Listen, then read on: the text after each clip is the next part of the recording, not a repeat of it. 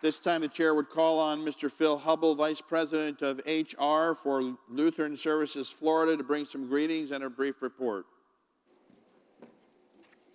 Thank you.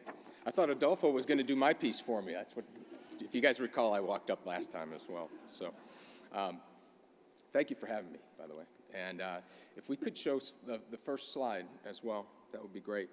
So I'm Phil Hubbell. I'm the EVP of HR for Lutheran Services Florida.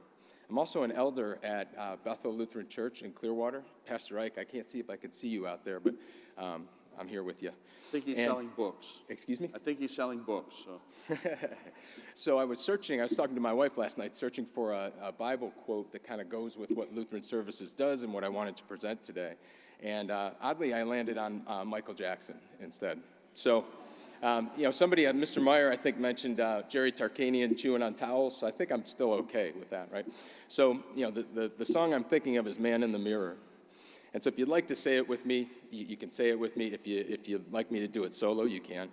But if you want to make the world a better place, take a look at yourself and make a change. That's what we do at Lutheran Services. And I'm here to update you and share what we're doing today, and also ways that we can partner. And it's not all financial. There's lots of other opportunity. So at LSF, if we could show the slide, the first slide, we've reconfirmed our mission, a pledge to bring healing, hope, and help in God's name to the people of Florida. And we've crystallized our vision.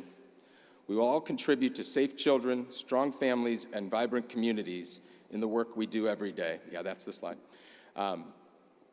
So think about it. It's wonderful for me. I came from the private sector. I've been at LSF for about a year and a half. It's great to be able to say prayers at meetings, to proclaim God's great word as you do your work. It's fantastic.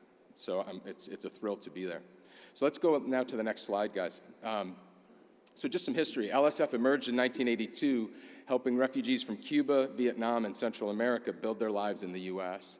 And I'm sure, even given our last speaker, I'm sure we all have different backgrounds, and we've all been touched by, at some point coming to America. We modestly grew, if you look at the chart, from 1982 to 2014, adding support of runaway youth in youth shelters, case management for foster care, and an early foray into Head Start work for the little ones, for the 0 to 4-year-olds. So if we flip to the next slide, folks. From 2014 to present, LSF has expanded its footprint, offering and headcount to support close to 500,000 Floridians. That's 1 in every 50 Floridians that we help. We cover 60% of the state, and the red counties that are noted on the slide are the ones that we're in today, and we're expanding. And we've grown from 350 people doing God's work to 1,300 today. Pretty big organization, about $230 million worth of programs that we engage in across the state. So if we could flip to the next slide, folks.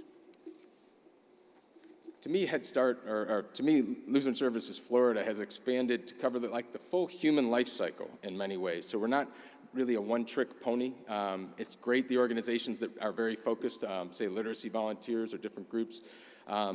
We have Early Head Start and Head Start, where we help 0 to 4-year-olds living in challenging neighborhoods under difficult circumstances across the state, preparing them for a great tomorrow.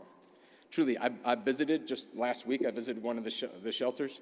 These kids read and write better than I did and better than my kids did at those ages, and they're in the toughest of neighborhoods. It's fantastic work. We also help kids and families find safe homes that are part of the foster care system. In some cases, this may mean reuniting the families, and in other cases, it may mean finding safe places for them to stay. Similarly, we manage youth shelters where troubled teens spend up to 40 days living at our sites while their situations stabilize and their lives can get closer to normal. Some of these kids have actually been victims of human or sex trafficking, and we help free them from these bonds. We continue to help refugees land safely, find work, and get legally situated in our great country.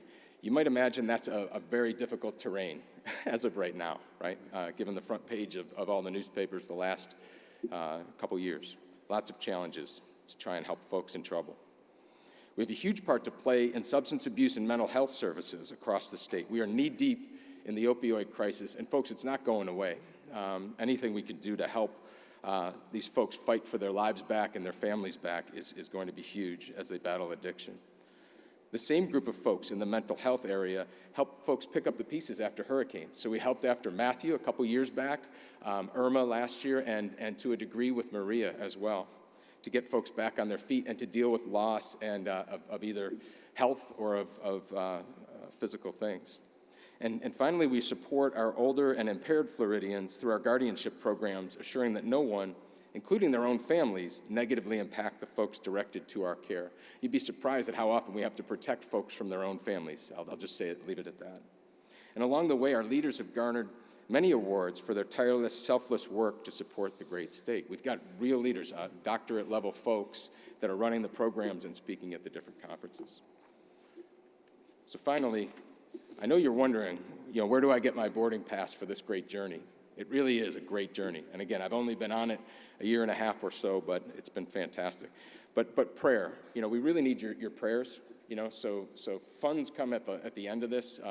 Prayer is, I think, one of the most important gifts that God gives us, and we need to pray for each other, pray for our organization if you would, and then genuinely listen.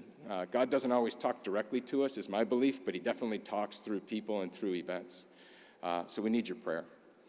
You can volunteer, and you can have your congregations volunteer and help join the effort. That helps us a ton. It can even save us some funds where maybe we don't need to invest as much in some of the manpower that we need to deploy. So we really appreciate that work as well. And then we have tons of volunteers within the organization. And finally, funding. It's always a struggle. The government typically gives us just a little less than what the work costs. And it's a constant struggle to stay above water.